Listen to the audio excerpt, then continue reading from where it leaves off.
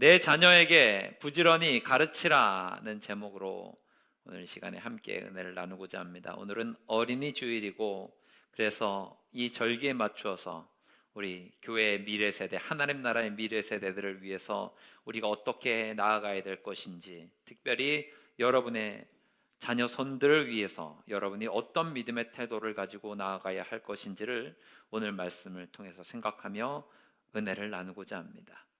여러분, 강조하지 않아도 다 알고 계시는데 자녀들의 신앙교육은 중요합니까? 중요하지 않습니까? 중요한 것 알고 계십니까?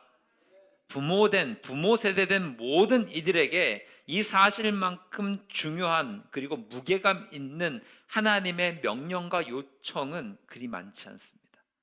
왜냐하면 어느 시대를 보든지 전성기를 맞이하는 시대가 있습니다.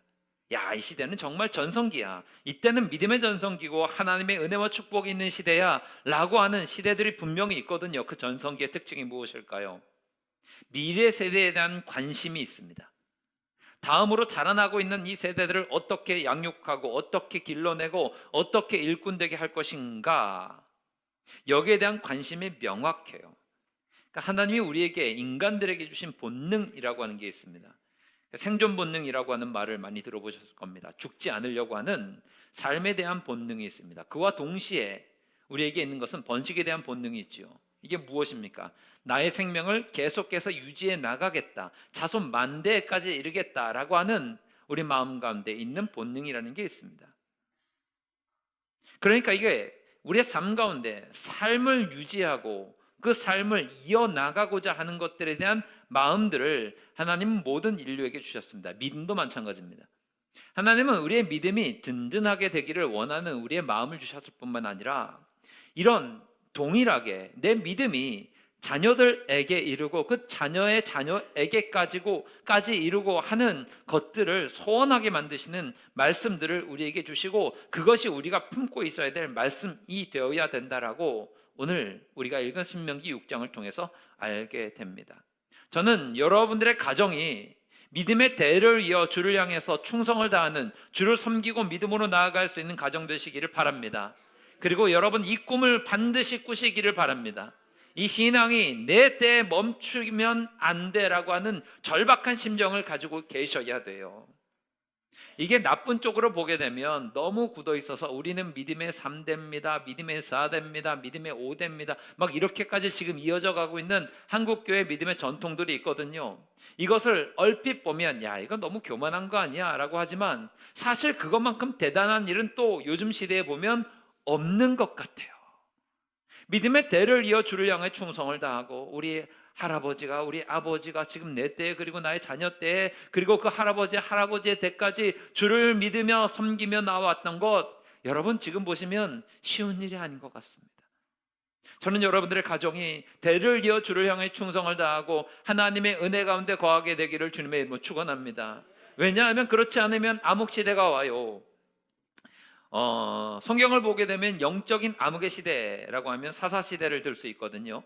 사사시대가 영적인 암흑의 시대가 되었던 이유가 있습니다. 성경은 명확하게 이렇게 이야기합니다. 사사시대가 영적인 암흑의 시대가 된 이유를 사사기 2장 10절 말씀을 보게 되면 명확하게 신앙전수의 실패 때문이라고 이야기합니다. 함께 읽겠습니다. 시작. 그 세대의 사람도 다 그 조상들에게로 돌아갔고 그 후에 일어난 다른 세대는 여호와를 알지 못하며 여호와께서 이스라엘을 위하여 행하신 일도 알지 못하였더라. 왜 사사시대가 영적인 암흑시대가 되었습니까? 신앙 전수의 실패 때문입니다. 하나님께서 출애굽한 백성들에게 놀라운 은혜를 주셔서 출애굽 1세대도 하나님을 알았고, 물론 그들의 믿음이 부족했지만 하나님을 섬길 줄 알았습니다. 출애굽 2세대가 하나님을 알았습니다.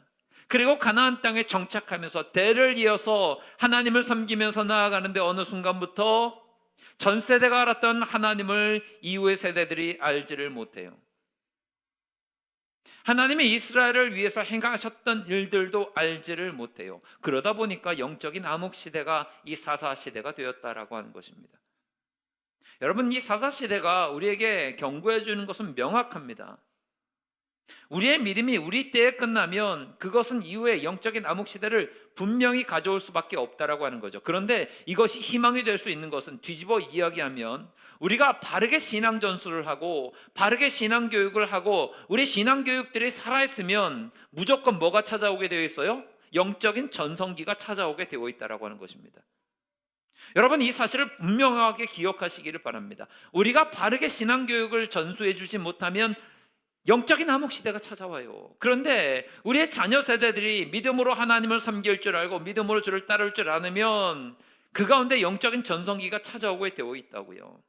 오늘 우리가 예배 전에 찬양하면서 우리 교회학교 아이들 이 자리에 세웠습니다. 올해부터 매월 첫째 주에 교회학교 친구들이 그리고 학생들이 앞에 나와서 예배를 섬기게 만들었습니다. 이것들도 신앙 교육의 일환입니다. 때로는 좀 부족해 보여도, 때로는 좀 연약해 보여도 여러분, 이 자리에 서고 예배를 섬길 줄 아는 것을 가르치는 것, 하나님을 섬기는 것들을 보여주는 것, 이것이 우리 교회의 신앙 교육이 되어야 되고, 이것이 우리 교회의 신앙 전통이 되어야 되고, 이 아이들을 자라게 만드는 것이 우리 교회의 목표 중에 하나가 반드시 되어야 될 것을 믿으시는 여러분들 되시기를 주님의 이름으로 축원합니다. 그리고 뿐만 아니라 여러분, 오늘 말씀 들으실 때에 여러분 가정의 자녀들을 잘 생각해 보십시오. 신앙의 대를 이어서 충성을 다하고 있습니까? 여러분의 자녀 손들이 믿음 가운데 거하고 있습니까? 여러분, 우리는 이 일을 놓고 기도하여야 되고 이 일을 위해서 헌신하셔야 됩니다. 어머니, 아버지 되시는 부모 되시는 분들께 권면드립니다. 이제 곧 어버이날이죠. 맞습니까? 아닙니까? 맞아요? 어버이날 여러분 가장 받고 싶은 선물이 무엇입니까? 그렇죠. 카네이션 아니면 현찰이죠. 예. 그거 하지 마시고 여러분의 소원을 좀 자녀들에게 아뢰 주셨으면 좋겠습니다. 혹시라도 신앙생활을 멈추고 있는 자녀들이 있다면 내가 어버이날에 받고 싶은 가장 좋은 선물은 네가 예수 잘 믿는 거다. 이 소원이 되시기를 바랍니다. 세상에서는 어버이날 최고의 선물을 현찰이라고 이야기할지 몰라도 교회에서는 어버이날 최고의 선물은 너가 바르게 하나님 믿는 거다라고 명확하게 이야기하실 수 있기를 바랍니다. 현찰이 좋아요, 여러분? 이렇게까지 얘기했는데 좋다라고 하시면 안 되는 거죠. 여러분, 자녀들이 믿음 가운데서 예배의 자리 지키는 것, 이것만큼 내게 좋은 선물이 없다. 이 이야기를 반드시 하실 수 있게 되기를 바랍니다. 이런 신앙교육과 신앙전수가 이어져야 돼요. 그래서 오늘 말씀을 살피면서 우리가 미래의 신앙세대들, 미래 세대들을, 다음 세대들을 키우려면 어떻게 해야 될 것인지를 생각해보며 은혜를 나누고자 합니다. 첫 번째, 우리 신앙교육에 관해서는 우리가 자녀들을 믿음으로 키운다라고 하는 것은 복된 길, 올바른 길을 가르쳐 주는 거잖아요. 가장 중요한 한 가지를 여러분이 가르쳐 주셨으면 좋겠습니다. 이게 무엇인가 하면 하나님 말씀에 대한 순종을 여러분 가르쳐 주시기를 바랍니다. 근본적으로 내려가면 기독교 교육의 핵심은 무엇인가 하면 하나님 말씀에 대한 순종이에요. 이게 신앙이거든요. 하나님의 말씀이 진리이고 하나님이 전능하신 분, 살아계신 분, 우리의 창조주임을 믿고 하나님께서 우리에게 당신을 명확하게 가장 잘 보여주신 것이 하나님의 말씀이고 하나님의 마음을 가장 잘 알려주신 것이 하나님의 말씀이라면 이 말씀을 붙들고 말씀을 순종하는 것들을 가르쳐 주실 수 있는 여러분들 되시기를 바랍니다. 오늘 1절 말씀, 2절 말씀을 보게 되면 여기에 대한 명확한 말씀을 해요. 너희 하나님 여호와께서 너희에게 가르치라고 명하신 명령과 규례와 법도가 이것이다. 너희는 건너가서 차지할 땅에서 행해야 될 것인데 2절 말씀 넘어가면 이렇게 이야기하죠. 너와 내 아들과 내 손자들이 평생에 내 하나님 여호와를 경외하며 내가 너희에게 명한 그 모든 규례와 명령을 지키게 하기 위한 것이며 또 나를 장구하게 하기 위한 것이라. 보세요. 그냥 너만 잘 믿어라가 아니에요. 너와 내 아들 세대들과 그 손자의 세대들 또한 세대와 세대와 세대를 거듭하면서 하나님께서 규례와 명령을 주셨고 이거를 지키라고 말씀하셨습니다. 하나님이 지금 명령하시고 요청하시는 게 뭐예요? 세대를 거듭해서 뭘 하라고요? 하나님의 규례와 법도와 명령을 따라라. 하나님의 말씀에 순종해라. 이게 복된 길이고 이것이 내 날이 장구하게 만드는 하나님의 축복의 통로다. 이 말씀을 하고 계시는 거예요. 여러분, 그래서 신앙교육을 조금 단순화시켜서 이야기하면 하나님의 말씀에 대해서 순종하는 거예요. 하나님이 하나님을 잘 따르라 하셨어요. 그럼 이것을 순종하라가 가르치시는 거예요. 예배하라 하셨어요. 그러면 이 말씀을 잘 따라라 가르치시는 거예요. 하나님 복음을 위하여 헌신해라, 복음을 전해라, 이 말씀에 순종하는 것을 가르쳐 주시는 거예요. 그래서 신앙교육의 핵심은 순종에 있습니다. 저는 여러분의 가정이 하나님 말씀을 목숨처럼 지키고 하나님 말씀에 대해서 순종하며 나아갈 수 있는 귀한 모습 되기를 주님의 이름으로 축원합니다. 왜냐하면 이 순종이 하나님의 복을 누리는 핵심이기 때문에 그래요. 여러분 마음 가운데 아무도 여기에 거절 안 하실 텐데, 여러분 자녀들이 복되기를 원하십니까? 다 그러세요? 그러면 복되기를 원하시면 복된 길로 가도록 인도하시는 게 부모의 책무겠네요. 맞습니까? 그러면 무조건입니다. 무조건 하나님 말씀의 순종을 가르쳐 주셔야 돼요. 이게 내 마음이 변해야 되거든요. 여러분, 저는 여러분 예배 드릴 때 함께 인사하잖아요. 주님의 은혜가 함께 하시길 바랍니다, 이렇게 인사하죠. 예배를 통해서 여러분 하나님 은혜를 받기를 원합니다 이라고 인사하잖아요. 그죠? 그런데 하나님은 변함이 있으세요, 없으세요? 없으시죠? 하나님은 은혜 베푸기를 원하시는 분이고, 이 예배를 통해서 하나님이 우리에게 은혜를 주시는 줄 믿습니다. 그러니까 하나님이 어떤 때는 은혜를 팍팍 부어주시고 어떤 때는 하나님이 은혜를 팍팍 부어주지 않으시고 이런 분이 아니시잖아요. 늘 은혜를 주시는 분이신데, 은혜 받기 원합니다, 당신이 오늘 예배를 통해서 은혜가 충만하기를 원합니다 라고 하는 것은 하나님이 바뀌어야 되는 거예요? 내가 바뀌어야 되는 거예요? 내가 바뀌는 거죠. 내가 하나님의 은혜를 더욱더 풍성히 받을 수 있는 영적인 컨디션이 되기를 바라는 마음에 이 이야기를 하는 거예요. 하나님은 이랬다 저랬다 하는 분이 아니시는 거죠. 내가 변한다는 거예요. 내가 변한다는 건 뭐에 맞춰 변한다는 거예요? 하나님 말씀에 맞춰서 내가 그것을 받기를 원하는 거예요. 하나님의 뜻에 맞게, 하나님의 뜻에 합당하게 되기를 원합니다. 이거를 우리는 한 단어로 순종이라고 이야기합니다. 이게 복된 길이에요. 오늘 3절 말씀 보세요. 3절 말씀 함께 읽어볼까요? 시작. 듣고 삼가 그것을 행하라. 그리하면 내가 복을 받고 내 조상들의 하나님 여호와께서 내게 허락하신 것 같이 젖과 꿀이 흐르는 땅에서 내가 크게 번성하리라. 아멘. 말씀드렸죠? 여러분 자녀들이 복되기를 원하신다면 복된 길로 인도하시는 거예요. 오늘 3절 말씀은 명확하게 이야기하죠. 너희들이 하나님의 말씀을 듣고 하나님의 말씀을 행하라, 순종해라. 그러면 네가 복을 받을 것이다. 젖과 꿀이 흐르는 땅에서 네가 크게 번성할 것이다. 이 사실을 여러분 가정 가운데 금과 옥조처럼 세우셔야 됩니다. 여러분의 자녀 세대들이 이 말씀을 굳건하게 붙들 수 있도록 여러분이 계속해서 말씀해 주시고 가르쳐 주셔야 됩니다. 내가 복된 길로 걸어가느냐 그렇지 않느냐는 이 하나님의 말씀에 대한 순종에서 완전히 갈려요. 그러니까 악한 마귀가 이것들을 흔들어대려고 하는 거죠.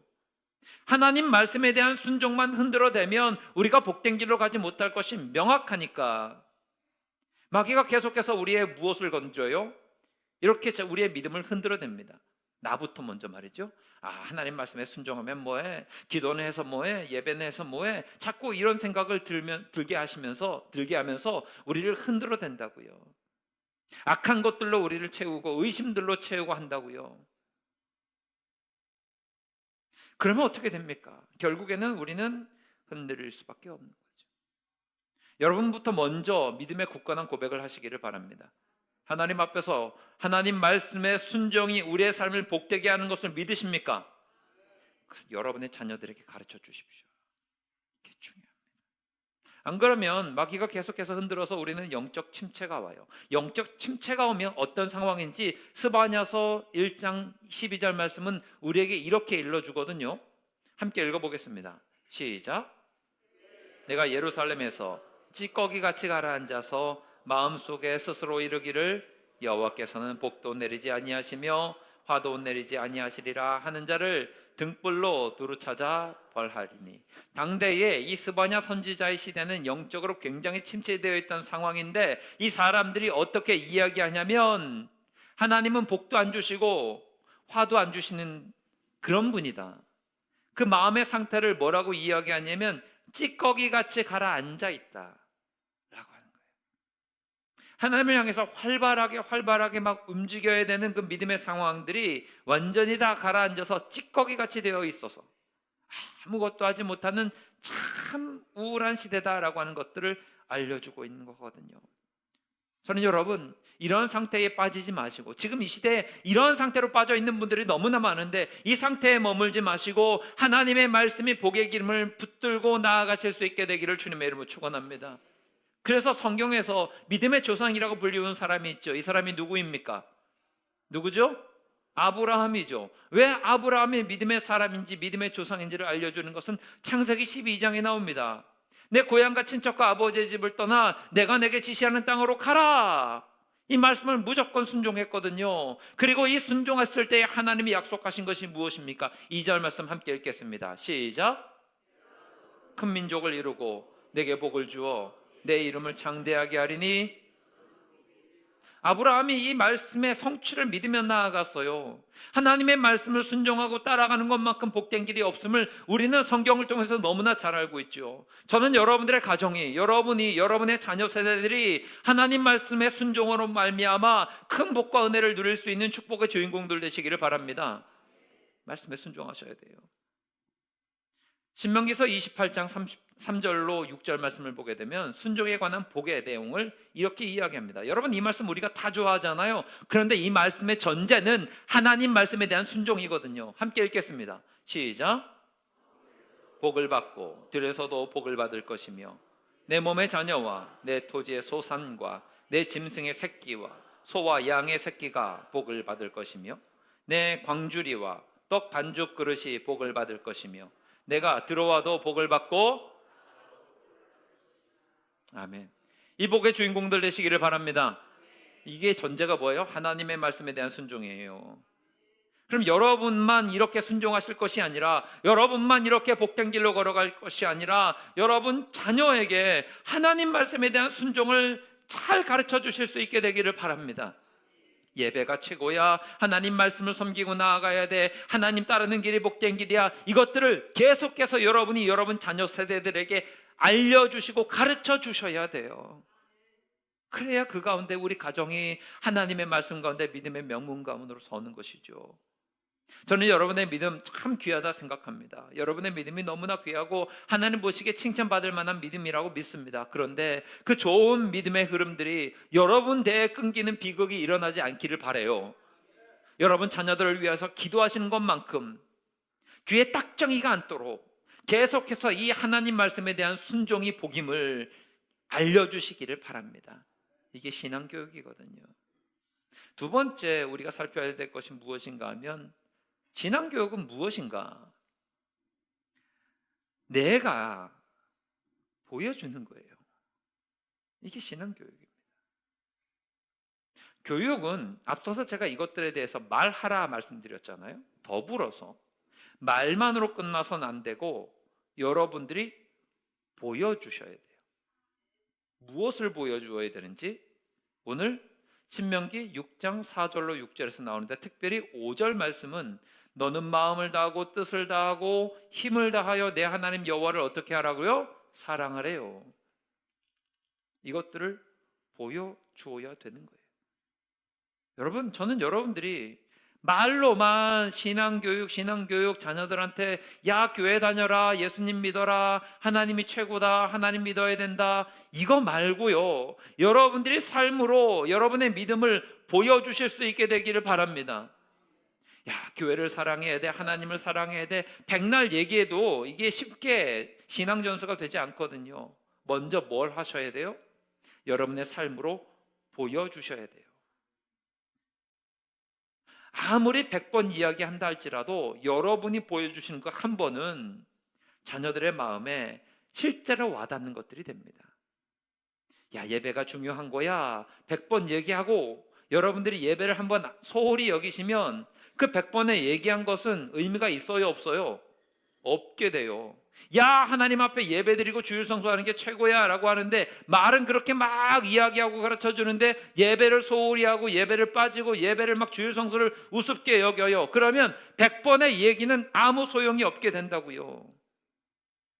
말하지 않더라도, 어떤 상황이 생기더라도 내가 주일은 항상 주님 앞에 예배드리는 이 시간이야, 이 시간은 구별된 시간이야 라고 하는 것들을 삶으로 보여주는 거죠. 어떤 상황과 정황이 있더라도 이 시간은 절대 타협할 수 없는 시간이야 라고 하는 것을 알려주기 시작하면 말하지 않더라도 자녀들은 분명히 알게 되는 거예요. 아, 우리 부모님의 믿음은 이런 것이구나, 그리고 내가 이것을 따라가야 되는 것이구나. 제가 늘 자주 강조하는 게 있습니다. 과거 한국교회는 배움이 깊은 분들이 많지 않으셨습니다. 한국교회 초창기에는 많이 배우신 분들, 많이 가지신 분들이 없었어요, 주로. 그래서 아무리 가르쳐주고 아무리 알려주어도 이것들이 사람들에게 가르쳐줄 수 있는 지식과 이것들이 없기 때문에 목사님들의 설교나 어떤 것들 또한 마찬가지로 체계적이거나 지식적인 것들이 많지 않았습니다. 그럼에도 불구하고 신앙의 전수가 되었어요. 신앙의 전수 어떻게 했습니까? 보여주는 것으로 했습니다. 어떤 신학적인 지식이나 어떤 무엇이 아니라 찬양은 이렇게 하는 거야, 말씀은 이렇게 읽고 말씀은 어떻게 순종하는 거야, 신앙생활은 어떻게 하는 거야 라고 하는 것을 믿음의 선배들이 보여주었어요. 그리고 믿음의 후배들은 보여준 선배들의 모습을 보고서 따라갔을 뿐이죠. 저는 여러분, 믿음의 선배 되신 여러분들이 후배된 자녀들에게 이와 같은 믿음의 본을 보여줄 수 있는 모습이 있게 되기를 바랍니다. 저는 어렸을 때 주일학교 다닐 때에 교회에서 부흥회하면, 예전에 부흥회는 요즘처럼 짧고 간단하게 안 하고 일주일 내내 했습니다. 내내 하면 학교 다닐 때는 못하지만 저녁 집회는 그냥 부모님 손을 끌려서 부흥회를 다녔습니다. 4박 5일 이렇게 하는 거, 그 저녁 부흥회 어른들 집회하는데 애가 가서 뭐 합니까? 그냥 가서 앉아있고 어른들 찬양할 때 같이 박수 치면 찬양하고, 기도하자 그러면 기도하고, 설교 말씀 무슨 얘기인지는 모르고 가만히 그 자리에 앉아있고, 부흥회 엄청 다녔습니다. 지금 생각해보면 그때 들었던 말씀이 무엇인지 생각나지 않습니다. 남는 것은 딱 하나예요. 아, 어른들은 이렇게 예배와 은혜를 사모하는구나. 아, 말씀을 이렇게 정말 사랑하는구나. 기도는 이렇게 하는 것이구나. 예배는 이렇게 드리는구나. 그 시간에 그냥 앉아있는 것을 통해서, 때로는 곤욕이었지만 그 앉아있는 것을 통해서 신앙을 배웠습니다. 기억하십시오. 교육은 보여주는 겁니다. 자녀를 양육할 때에 자녀들은 부모의 앞모습이 아니라 뒷모습을 통해서 배운다고 해요. 신앙도 마찬가지입니다. 신앙교육의 핵심은 말이 아니라 삶입니다. 특별히 여러분 가장 가까이에서 여러분을 접할 수 있는 여러분 자녀 세대들에게 여러분이 보여주셔야 됩니다. 그리고 그 보여주는 것을 통해서 신앙이 전수될 수 있게 하십시오. 그래서 여러분, 저는 우리 부모 세대 여러분들에게 권면드립니다. 신앙에 관해서는, 적어도 모든 삶이 아니라 신앙에 관해서는 자식들 눈치 좀 보십시오. 제가 어떤 말씀을 드리는지 이해하실 겁니다. 자녀들 눈치를 좀 보셔야 됩니다. 야, 내가 이렇게 잘못하면 우리 아이가 잘못된 믿음을 가질 수 있겠네. 그러면 자녀들을 생각해서라도 여러분이 바른 믿음의 본을 보일 수 있도록 보여주셔야 됩니다. 이것들이 자녀 세대들에게 흘러갈 수 있게 해주셔야 돼요. 이것을 통해서 자녀들에게 신앙이 전수되는 거니까요. 마지막 세 번째로 살필 것은 교육을 어떻게 해야 될 것인가에 관한 것인데, 오늘 7절부터 9절까지에 있는 말씀을 함께 읽어보겠습니다. 7절부터 9절입니다. 함께 읽습니다. 시작. 부지런히 가르치며 집에 앉았을 때에든지 길을 갈 때에든지 누워있을 때에든지 일어날 때에든지 이 말씀을 강론할 것이며, 너는 또 그것을 내 손목에 매어 기호를 삼으며 내 미간에 붙여 표로 삼고 또 내 집 문설주와 바깥문에 기록할지니라. 아멘. 지금 하나님의 이 말씀과 하나님의 마음을 어떻게 하냐면 모든 시청각을 다 동원해서 가르치라는 거예요. 집에 앉았을 때든지 길을 갈 때든지 누워있을 때든지 일어날 때든지 손목에 미간에 문설주에 바깥문에 모든 것들을 다 동원해서 하나님의 말씀을 가르치라는 거죠. 이걸 당시 시대에 할 수 있는 모든 방법을 다 동원해서 자녀들을 가르쳐라, 말씀으로 양육해라, 이런 이야기겠죠. 이것을 우리에게 적용하면 방법은 좀 다를지 몰라도 이런 신앙교육의 방향을 잡을 수 있을 것 같아요. 그리고 이것이 여러분 개개인의 삶에 적용되었으면 좋겠는데, 첫 번째는 말씀을 해석보다는 먼저 본문을 가르쳐 주시기 바랍니다. 유대인들의 교육은요, 말씀을 암송하는 것으로부터 시작됩니다. 해석이 아니라 암송입니다. 18살 이전의 유대인들은 해석보다 훨씬 더 중요한 것이 본문임을 알고 쉐마 이스라엘, 하나님의 말씀을 들으라 해서 쉐마 교육을 했습니다. 그래서 모세오경을 달달달달 외우게 만들었던 게 과거 유대인들의 신앙교육의 첫 번째였거든요.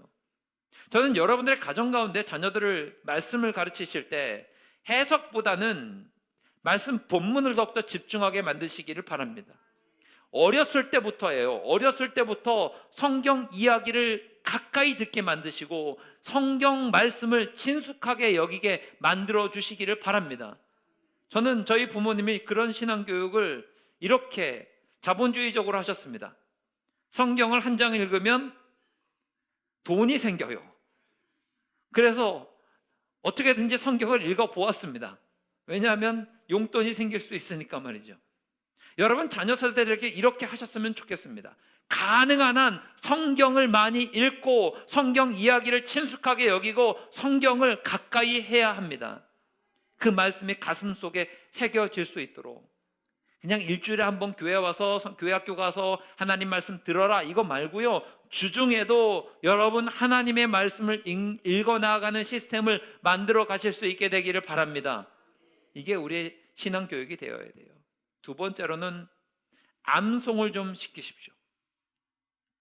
암송은 정말 중요합니다. 특별히 어릴 적에 성경 암송하는 것은 정말 중요합니다.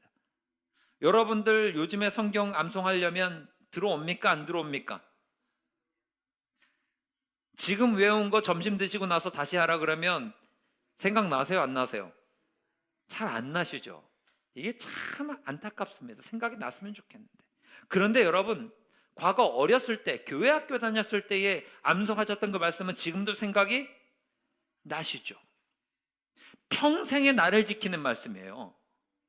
평생의 나를 붙드는 말씀이라고요. 그래서 자녀들이, 여러분 손자 손녀들이 어리면 어릴수록 그때부터 말씀을 좀 품을 수 있도록 해주시기 바랍니다. 이게 너무 귀해요. 그래서 예를 들면 이것도 자본주의적으로 갑시다. 성경을 읽으면 1,000원이에요. 성경 구절을 암송하면 10,000원이 되어야 됩니다.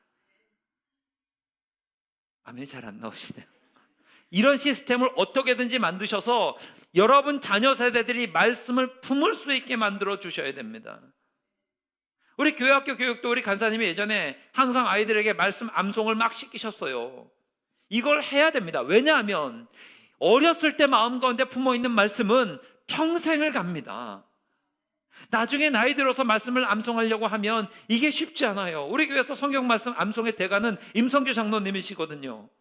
우린 저분만큼 못해요. 늘 마음 가운데 말씀 품고 계속 가서 암송하시고 뭐 이렇게 하시는데 그거 잘 되지 않아요. 이거 끝까지 가려면 어떻게 해야 됩니까? 나이가 어리면 어릴수록 무조건 하나님의 말씀이 그 마음 가운데 들어갈 수 있도록 암송을 시키실 수 있게 되기를 바랍니다. 아이들에게 신앙교육은요, 세 번째로 이것을 권면합니다. 어린 아이일수록요, 자녀 세대들은 다 똑같은데 그들의 입으로 기도하게 만드십시오. 여러분의 자녀들이, 그리고 어린 자녀들이 그들의 입술로 기도하게 하셔야 해요. 안 그러면 기도는 요한한 것이 됩니다. 여러분 자녀들 스스로가 기도할 수 있도록 해 주셔야 해요. 예수님께서 종려주일에 예루살렘에 입성하실 때에 성전을 정화하시면서 맹인들, 앞을 보지 못하는 자들을 고쳐주셨죠. 그때 아이들이 몰려와서 호산나 다윗의 자손으로 오신 이여 라고 막 찬송을 해요. 그랬더니 마태복음 21장 16절 말씀을 보게 되니까 한번 읽어보겠습니다. 시작. 예수께서 말하되 그들이 하는 말을 듣느냐. 예수께서 그렇다. 어린아기와 젖먹이들의 입에서 나오는 찬미를 온전하게 하셨나이다 함을 너희가 읽어본 일이 없느냐 하시고, 예수님은 어린 아이의 입술에서 나오는 음성이 정답이다, 거기에 능력이 있다, 이렇게 인정해 주신 거거든요. 이 말씀의 원문이 어디 있는가 하면 시편 8편 2편이에요. 이것도 한번 읽어보겠습니다. 시작. 주의 대적으로 말미암아 어린아이들과 젖먹이들의 입으로 권능을 세우시며 이는 원수들과 보복자들을 잠잠하게 하려 하심이니이다. 아멘. 이게 무슨 얘기인가 하면, 간단히 설명하면 어떤 원수가 있고요, 어떤 보복자들이 있어요, 악한 자들이 있어요. 그런데 그 악한 자들과 원수들을 물리치는 방법이 뭐냐? 어린 아이들의 입술과 젖먹이들의 입술에서 나오는 기도를 하나님이 들어주신다는 거예요. 이것을 깊게 들어가 보면 어린아이와 젖먹이들조차도 이 고난을 느껴서 하나님 도와달라고 하는 이런 악한 상황인데, 그럼에도 불구하고 그 모든 상황 속에서 어린아이들과 젖먹이들의 입술에서 나오는 하나님 기도를 하나님이 들어주신다라고 하는 거죠. 이게 조금 격이 떨어지는 이야기로 이해를 좀 시켜드리면, 동남아 같은데 가면요, 길을 가다 보면 어린 아이들이 와서 구걸하는 경우가 있습니다. 아이들이 가갖고 애가 애를 얻고 와서 좀 도와주세요라고 하면서 이렇게 손을 내밀어요. 이거를 설교단에서 이 단어를 써도 되나요? 앵벌이? 이런 단어를 써도 되나요? 아무튼 이해를 하셨을 겁니다. 이거를 하는 거예요. 앵벌이를 하는 거예요. 그건 부모가 보내서 최대한 불쌍한 모습을 보여서 돈을 구걸해 오라, 이런 거죠. 나쁜 거죠. 이거 진짜 죄질이 정말 나쁜 겁니다. 그런데 이제 이게 좀 표현은 좀 그런데 의미만 새겨 들으시면, 여러분 가정이나 우리 교회나 기도 앵벌이는 좀 시킬 수 있을 것 같습니다. 하나님이 어린 아이들과 젖먹이들의 입술에서 나오는 기도를 들어주신다라고 하는 거죠. 그러면 여러분 가정이 복되고 교회가 복되기 위해서는 아이들의 입에다가 기도를 심어주셔야 돼요. 따라해서 기도해. 하나님, 우리 집 잘 되게 해주세요. 이거를 아이들의 입에서 나오게 만드셔야 돼요. 아이들의 입술로 기도하게 하셔야 돼요. 공부 잘하고 싶어? 그러면 기도해. 따라해. 하나님, 지혜 주세요. 이렇게 아이들의 입술 속에서 나오게 만드셔야 돼요.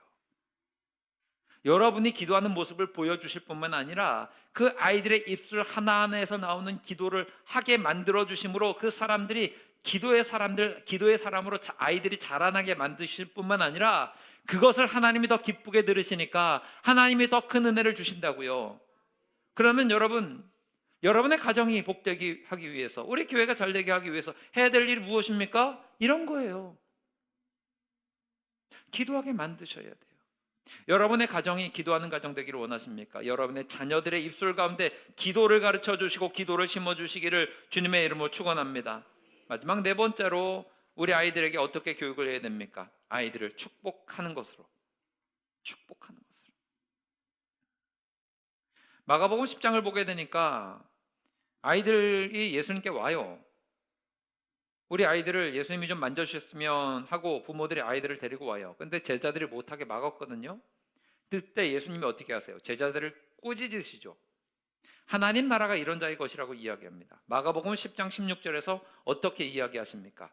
그 어린 아이들을 안고 그들 위에 안수하시고 축복하시니라. 여러분 자녀들에게 축복권은 부모들에게 있습니다. 자녀들을 안고 머리에 손 얹고 축복하며 기도해 주시기를 바랍니다. 그 아이들을 축복하는 것으로, 하나님의 축복은 이렇게 하는 것이구나, 부모님의 신앙적인 사랑은 이런 것이구나 하는 것을 여러분이 일러주셔야 돼요. 만약에 여러분 집안에 이제 어버이날이라고 뭐고 하고 애들이 올 거 아닙니까? 그러면 주머니에서 용돈만 꺼내주지 마시고 용돈 받기 위해서 뭐 해야 돼요? 일단 와서 무릎 꿇어. 그 다음에 여러분 아이들을 안고 기도해 주세요. 그 다음에 기도값을 주시는 거예요. 여러분이 이 축복을 가르쳐 주셔야 돼요. 가정의 문화가 그렇게 세워져야 된다고요. 그래야 아이들이 하나님의 은혜 가운데 자라는 것이 무엇임을, 우리 어머니, 아버지, 할아버지, 할머니의 신앙이 무엇임을 깨달아 알게 되는 거예요. 와서 그냥 야, 내가 할아버지니 할머니니 아버지니 어머니니 용돈 줄게 이렇게 가는 것으로 끝나지 마시고 아이들을 위해서 안고 기도해 주시고 축복해 주신 것으로 이 아이들의 신앙을 양육해 주시기를 바랍니다. 뿐만 아니라 우리 교회로서는 그렇습니다. 교회 어른들께 권면드립니다. 우리 교회에 자라나는 청년부터 교회 학교 어린 아이, 미취학 아동들에 이르기까지 어른 여러분들께 권면합니다. 이 아이들을 축복해 주시기 바랍니다. 이쁘면 이쁘다고 얘기해 주십시오. 실수하면 눈 감아 주십시오. 잘하면 잘한다고 해 주시기 바랍니다. 저는 우리 아이들이 교회 가운데 와서 많은 칭찬과 축복을 받으면서 자랐으면 좋겠습니다. 그리고 마음 내키시면 가끔 용돈도 좀 주십시오. 애들이 교회 와서 용돈 10,000원짜리 하나 생기면 신나서 다음에 또 교회 오고 싶어요? 안 오고 싶어요? 가끔씩 악한 놈들 있으면 용돈 좀 장로님, 권사님, 집사님 앞에서 얼쩡얼쩡 되긴 하겠지만 그게 교회 안에서 자라나는 신앙의 복이잖아요. 어른들이 용돈 주라는 이건 농담이고요. 여러분들이 칭찬해주고 축복해주고 잘한다 잘한다 해줄 때 교회 안에서 아이들의 자존감이 살아나고 신앙이 자라나고 하나님의 은혜 가운데 성장하지 않겠습니까? 사랑하는 여러분, 여러분에게 권면드립니다. 여러분의 가정이 믿음의 대를 이어 주를 향해 충성을 다하는 아름답고 복된 가정 되시기를 바랍니다. 하나님의 영광이 나타나는 은혜의 가정, 하나님께서 잘했다 칭찬하시는 대를 이어 주를 향해 충성하는 복된 가정 되기를 주님의 이름으로 축원합니다.